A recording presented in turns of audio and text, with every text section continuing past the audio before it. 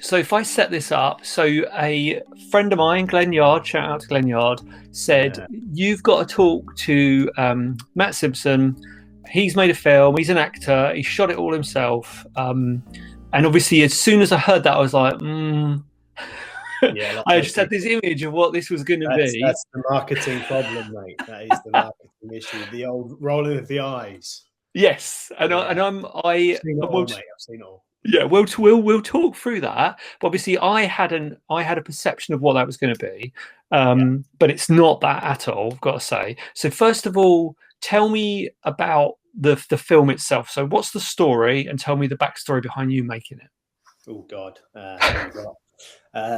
So the story is about an ex-military alcoholic who's suffering from unexplained blackouts. And the more he tries to figure out why he's blacking out, the more he blacks out until he realizes they're triggered by a trauma that his mind is fighting to forget. It's very much a story of suppressed trauma and the internal battles that we go through to discover that trauma. Yeah. Yeah. Okay. And now tell me why on earth you decided to shoot this entire thing yourself. And I mean, like the credits is literally your name, some thank yous, and the software you used. So you did absolutely everything. So where did that come from? Many different reasons, and it's changed over the years, actually. So originally it was just about a challenge, right? I wanted to challenge myself. I was also at that stage where I'd come out of drama school as an actor. I'd seen a few failed projects. You know, I got flown over to LA, did this incredible indie feature, and never saw the light of day. So that was kind of like my reality check into the industry. It's like, where do we go from here if this is going to continue happening? How am I ever going to have control over the industry, or how am I going to have control over my career? But at the same time, I was always interested in filmmaking and the other side of the camera as well. And so I actually turned to the other side of the camera for a few years, and I ended up directing TV ads, and I'm still directing TV ads. I've been doing it for a while. But at the same time, it was kind of like I wanted to kind of show, or mainly first challenge myself if it was actually possible. Because at the time, and still to this day, it's still actually the world's first live action solo feature. So I wanted to show if it's possible, not even thinking that I'd even finish it to start off with.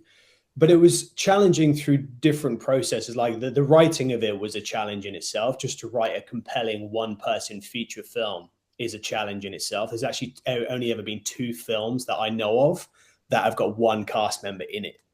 There are quite a few films with one member in it, and then they've got off-speaking characters and stuff like this, like Locke and Buried and things like this. But there are actually only ever been 2 films that have got one cast member in it. So the challenge there was the writing element of it. And then as I kind of got into learning more on both sides of the camera, I suppose I just kept picking up on different roles that I potentially could do. It's like, oh, I'd like to direct this as well. And, maybe I'd like to, hold the camera. I'm not thinking I'd do cinematography or DP, but I'll hold the camera and be kind of like a bit hands-on there. And then I think, I don't know when it actually landed, but then I was just like one day, I think I was in LA and I was talking to these people. I think I was half drunk. We were just kind of like chatting away, and I was just like, why not do everything on my own and see if I could challenge myself and do it on my own. But it was a personal challenge to me.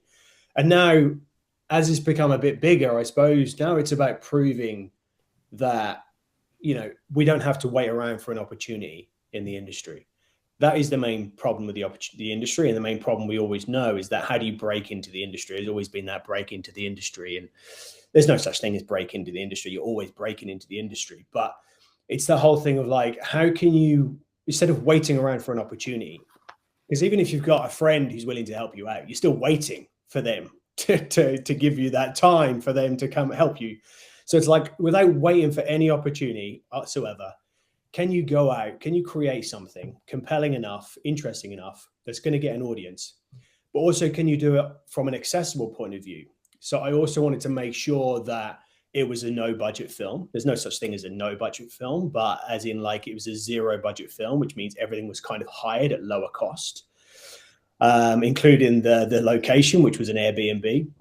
So it's about showing that without any crew, without any cast, with limited resources and budget, you're still able to bring a story to life and hopefully get an audience to see it. and it's just obviously then blown up from there. Yeah, and we could talk more about that. Yeah, and what I would say is people should check it out, because there's a few things you've done that have definitely broken away from what I was expecting. So soon as I heard actor on his own, I thought single camera setup. It's going to be like a monologue, hour and a half monologue. Wasn't.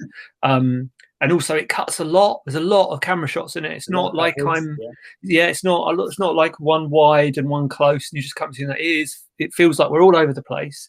Yeah. So just a logistical thing. So what did you shoot it on? I shot on a Sony A7 III. Right. Okay. Many reasons, but one of the reasons I wanted it to be quite an affordable camera. Mm-hmm. I don't want to shoot on anything big. I was working as a director at the time, and I probably could have got my hands on something bigger. But then I started to think about, I didn't actually need anything more expensive and bigger, because the camera needed to be, one, light, because I did a lot of snorri cam, POV stuff, strapping it to myself. So I needed it to be a lightweight camera. And it also needed to be very good at autofocus and good in low light. So at the time, that was the best camera that I could get my hands on. And I thought, and I kind of knew the camera already. I'd used it for self-tapes, so I was kind of used to it.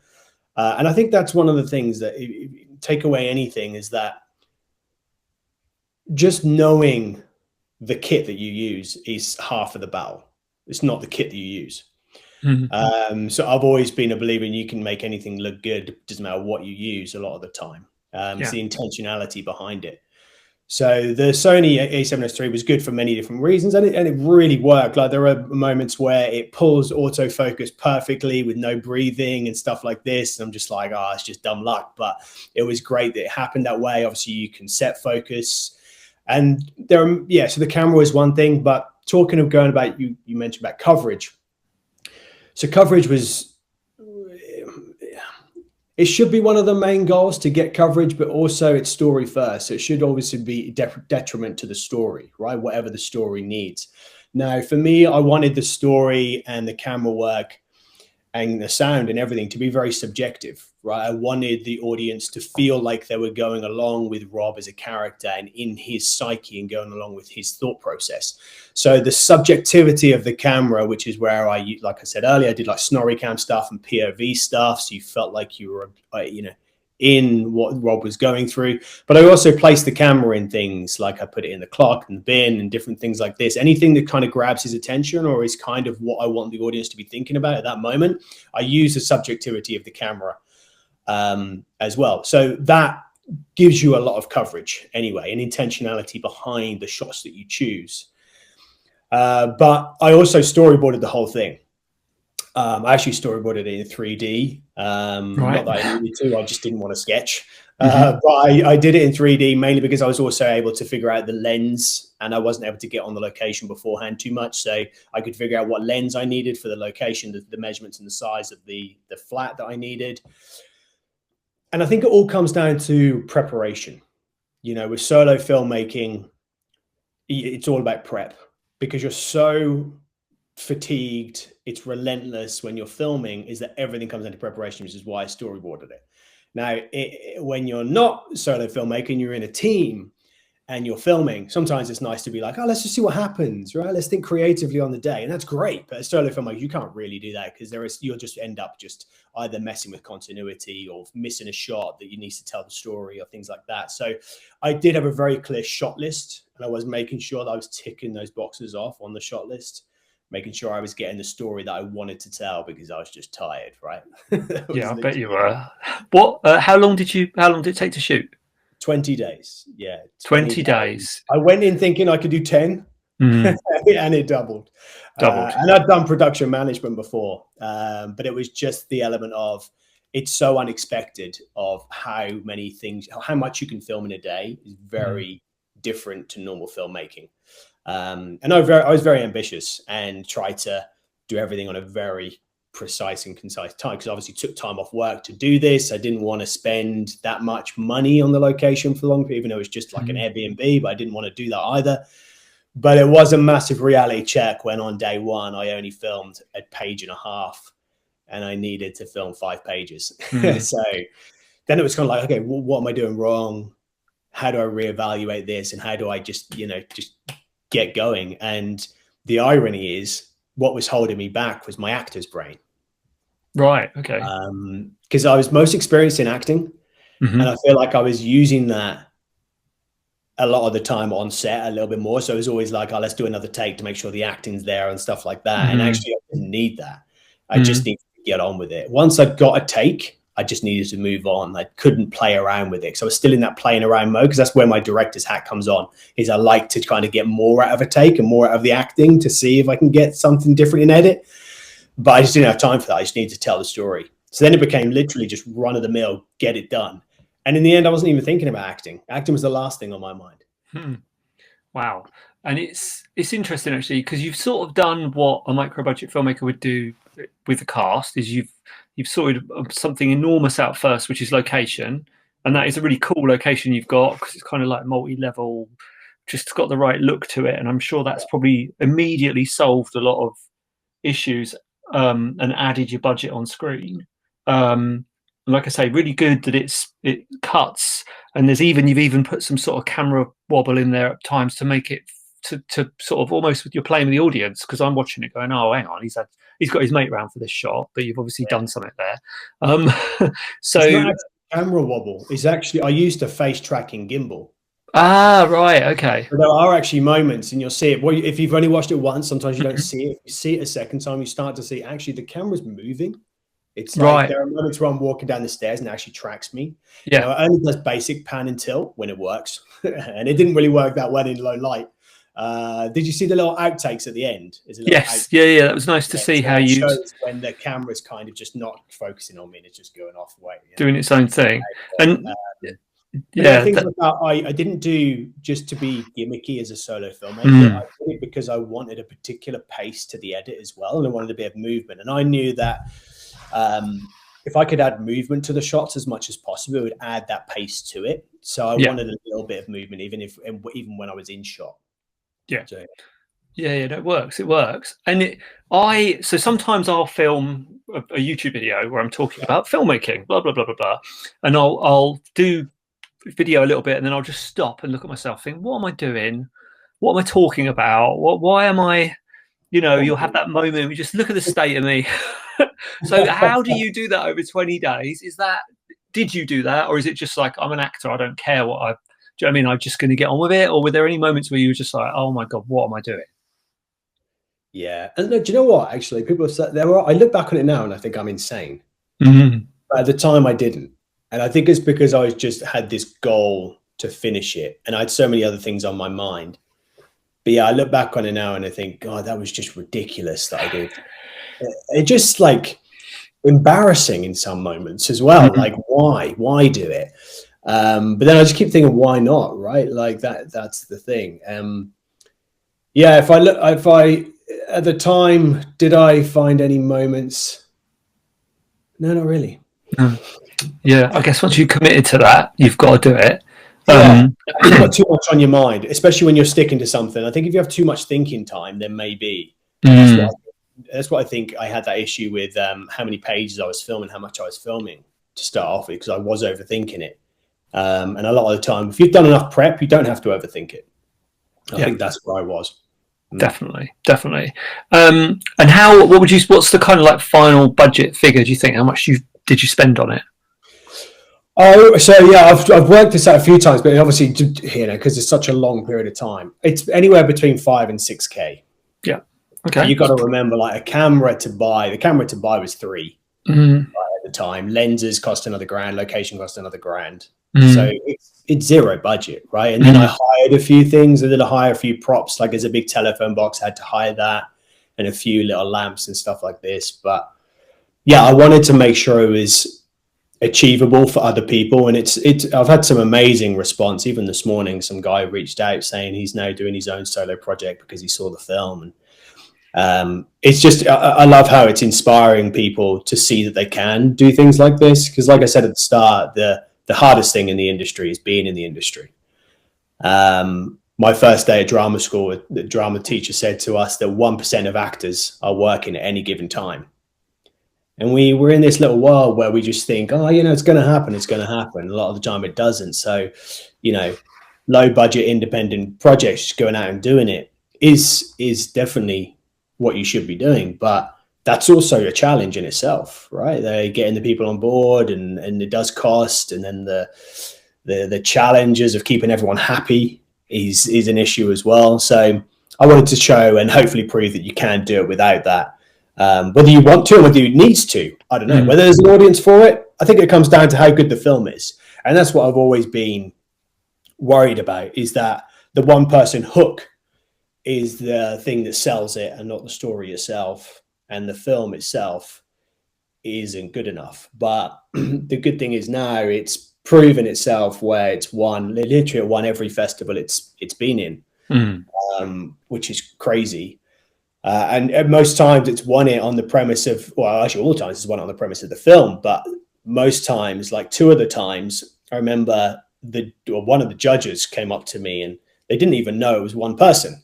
Because I remember the first festival I put it in, I didn't put one person at the start, I need to put it right at the end. And then somebody told me to put it at the start as well. So yeah, it was like some people were watching it just for a film. And that to me is kind of everything. And that actually is my marketing problem at the moment. Yeah. But it's also it's a problem, but it's a hook. And a lot of people haven't got a hook with their film. You've got a hook to get people into, to watch it. So I do think I get where you're coming from, because like you say, it's that initial reaction I had. I had a certain perception of what it was going to be, but I think you're right. You've got a really solid script and story there. So that kind of, after a while, it's a little bit like Buried, like you mentioned. The gimmick is a guy in a box for an hour and a half, but then at 20 minutes in, suddenly you're completely engaged and hooked into the story, and that sort of becomes irrelevant. So it does work on that level. You mentioned festivals there. Going into festivals, did you have a strategy? Why did you pick those particular festivals? I didn't have a strategy really, actually, and that was probably one of my downfalls. Was I definitely didn't go after the bigger festivals to start off with, and lost to premiere status pretty quick. Right. Which is not, would it have got in some of the bigger festivals? Probably not, because I actually got some really good, I got some feedback from Berlin Festival and stuff like this, which is quite crazy, which is nice. And it probably wouldn't have got in anyway. But the festivals that I went after, I wanted to do UK first for sure. And there was a local festival that I knew of, which was Unrestricted View Festival, which is a BIFA qualifying festival. Great guys. And that was where it premiered and it won. And we got to see it on a big screen and stuff like this. So I kind of like that was a good way into it. And also one for acting as well. So it's a bit like a reality check. It's like, oh, actually people like this. People like the film. Now I need to push it out. And at that point I'd already submitted to a few more UK. So then it got into London Breeze and it won there. And then it got into Estetica, which is obviously a very big festival, and it won there.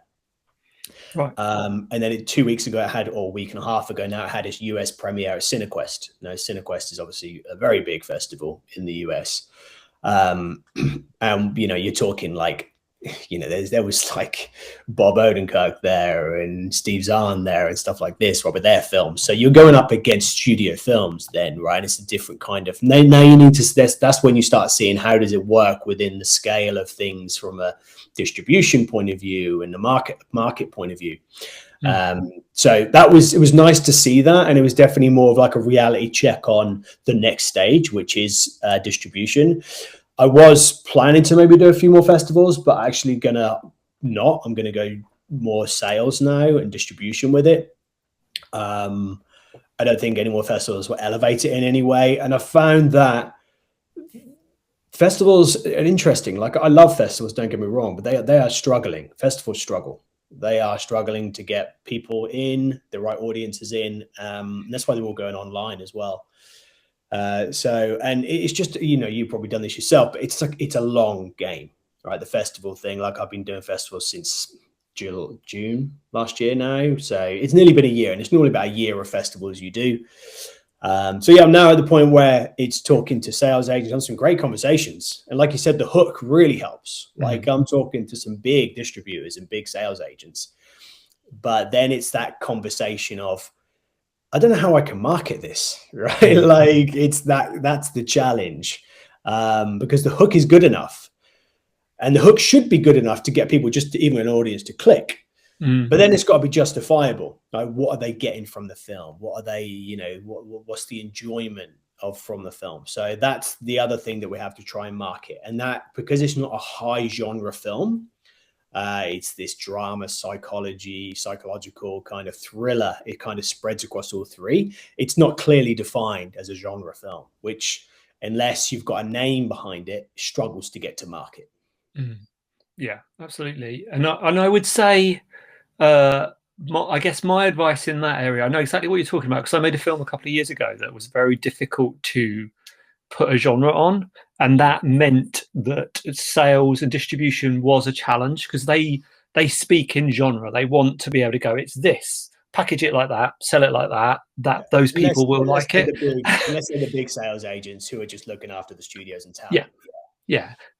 So that is a challenge. I guess, having watched it, I think you should lean into that. It's not horror, but it's certainly it makes you feel on edge when you're watching it. So I definitely think the thriller side is where you want people to kind of engage with this, because they'll get what they're looking for. They see the poster, they go into it with that in that headspace. So you're talking to sales agents and distributors at the moment. Are you doing Cannes? Where are you? How are you just doing it via email? Yeah, I think it will be either with a sales agent, or depending on where I'm at that point, like it's 2 months away, 3 months away. So yeah, that will probably be the next thing. Go to market at Cannes, either with or without a sales agent, and push that. I'm also onto the next feature, which is already have got a lot of momentum behind it. So that will be a two-pronged approach. I'll be selling that as well, or trying to get more financing for that. That's not you on your own, is it? Or is that another one? My own, no. You've done that now. That's done. You got that in your system. That one hat of many hats. It's taken its last bag. So yeah, no, this one's with a full team. But again, it's about this one's the same kind of idea, where it's pushing the boundaries of the industry, right? We are very much stuck as an industry on where film is going. Is it going to stay the same? Is AI going to take over? How does independent film sit within the market and streaming and all this kind of stuff? And it's all a bit all over the place. And people just forget that the simple thing behind what makes a good film is the audience, right? It's the audience. It's that you've got to find an audience for it. So, but films aren't made for an audience a lot of the time. They're made to be a good film. So I've always feel like films need to be more than just a film. They need to be an extension of what the audience want. So yeah, the next one is pushing the boundaries again within the filmmaking process, but also creating something outside of the film which organically markets the film without having to think about marketing. It's something that happens organically because of what the film is about. And that's how I think people need to, or the industry needs to think. It's like not catching on to existing IP. How do you create your own IP with an existing audience or an existing something that's out there, and use that? Because that's where independent films just fall short, because they're like, oh, how do I get an audience? I'll just try and do social media and get a couple of followers. It's like you're going to get like a couple hundred followers, maybe thousands. That's not going to make you a profitable film. It's got to be more than that. How do you tap into the bigger audience? And I wasn't thinking that way with Disremember. Disremember for me was just making it, and now it's about, hopefully it will inspire and maybe become something where people will look at it as a feat of filmmaking that people could then inspire to do themselves. I'm not expecting it to blow up or be big anywhere, and if it does, that's amazing, but I'm not expecting that. But now it's about the next thing is about preempting that and trying to generate that audience up front. Yeah, absolutely. And what's the sort of biggest lesson you learned from that whole experience of making that film yourself? Don't do it again. Don't do it again. Yeah. I say that after every film. Don't do it again. I don't think I could survive doing that again. It's mentally, and it was my breaking point. Definitely the hardest. When people say it's the hardest thing I've ever done, no, definitely the hardest thing I've ever done. What's the question? What did I learn? Well, what was your biggest lesson that you've kind of learned about filmmaking, I guess, from that film? never underestimate any department in any way. I knew what I was strong at and what I was weak at, and everything I worked, and majority of the time, 90% of the time, I was working on what I was weak at. But also understanding, even if you're not a part of other roles, understanding what goes into other departments, understanding how that actually is justifiable to what you end up seeing on screen. I've always been a person who, even when I'm doing TV commercials, I look around and think, is that person needed? Is this needed? Is that needed? And most of the time it's like, I don't know. And that's weird in itself. And I feel like there's a way of doing things. There's a way of doing everything in the industry, marketing, creating a film and everything. That's all kind of like being packaged really nicely. And that's how everyone does stuff, right? These little stepping stones of creating a film. And you can break all of that. And I think that's what I keep learning. And that's why I want to keep pushing the boundaries, that there is no one way of doing anything, right? I made a film entirely on my own. You can do things however you want to do it and still create something. So if there's one thing I've learned, is that there's no one way of doing anything. And that'll continuously be in my head with the way I do everything with a film going forward.